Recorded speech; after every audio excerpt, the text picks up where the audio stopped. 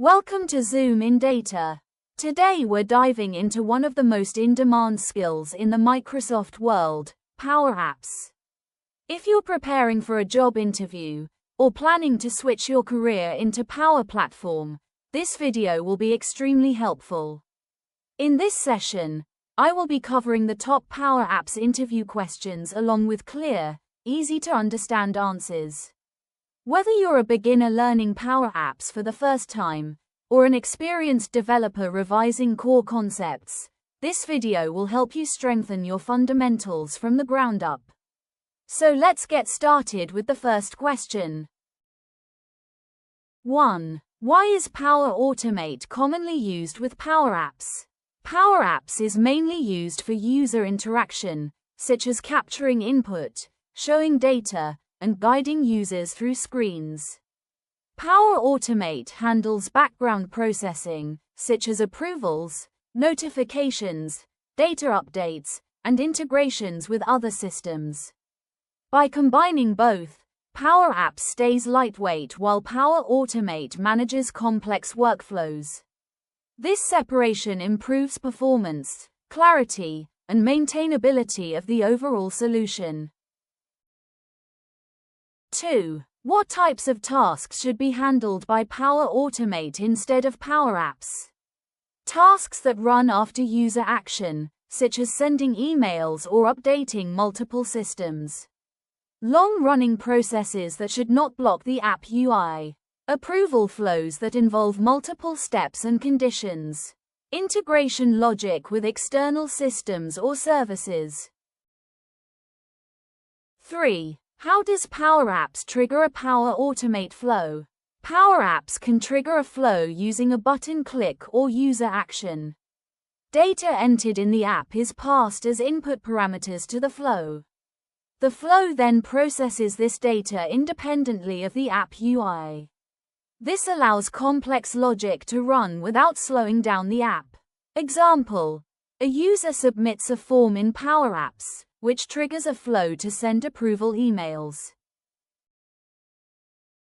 4. What are the benefits of moving logic from Power Apps to Power Automate? App screens remain simple and responsive. Complex logic is easier to manage and update inside flows. Reusability improves because the same flow can be used by multiple apps. Debugging becomes easier because logic is centralized. 5. How does Power Automate improve scalability of Power App solutions? Flows run independently of the app UI, reducing load on the client side. Background processing handles high volumes of transactions more reliably. Apps remain responsive even when business logic becomes complex. Scalability improves without redesigning the app UI. 6. What challenges arise when Power Apps and Power Automate are tightly coupled? Changes in the flow may break the app if parameters are not aligned. Debugging becomes harder if responsibilities are unclear. Version mismatches between app and flow can cause failures. Clear contracts between app and flow are required.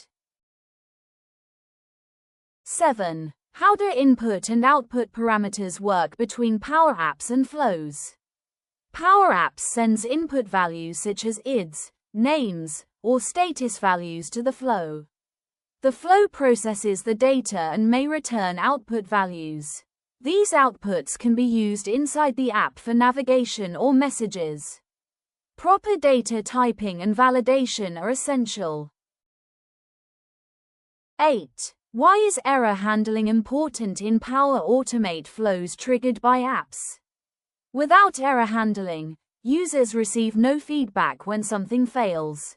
Errors can silently stop critical business processes. Proper handling ensures users are informed and corrective action can be taken. It improves trust and reliability of the solution. Example: if email sending fails, the flow returns a failure message to the app. 9. How does Power Automate support approval scenarios better than Power Apps alone? Power Automate provides built-in approval actions. Multi-level approvals are easier to design and manage. Approval history and status tracking are handled automatically. Power Apps only needs to display the status. 10. What happens when a Power Automate flow runs slowly? Users may think the app is not responding. Business processes are delayed. Without feedback, users may resubmit requests. App design should always account for asynchronous execution. 11. How do you design Power Apps to handle asynchronous flows? Apps should show loading indicators or confirmation messages. Users should not wait on the same screen unnecessarily. Status-based design improves user experience.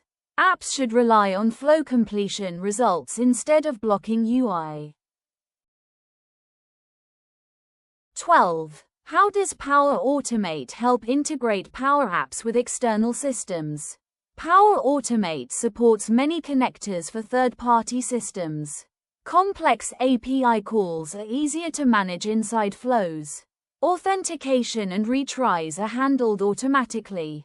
This keeps Power Apps clean and focused on UI. 13. What security considerations exist when Power Apps triggers a flow? Flows run using the connection of the creator or configured service account. Data passed from the app must be validated. Permissions should be carefully reviewed. Security must be enforced at the data source level. 14. How does Power Automate support long-running processes? Flows can run for minutes, hours, or days.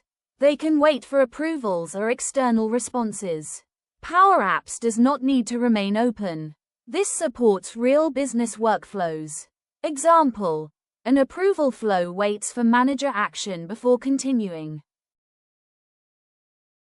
15. What challenges occur when updating flows used by live apps? Changes may break existing apps.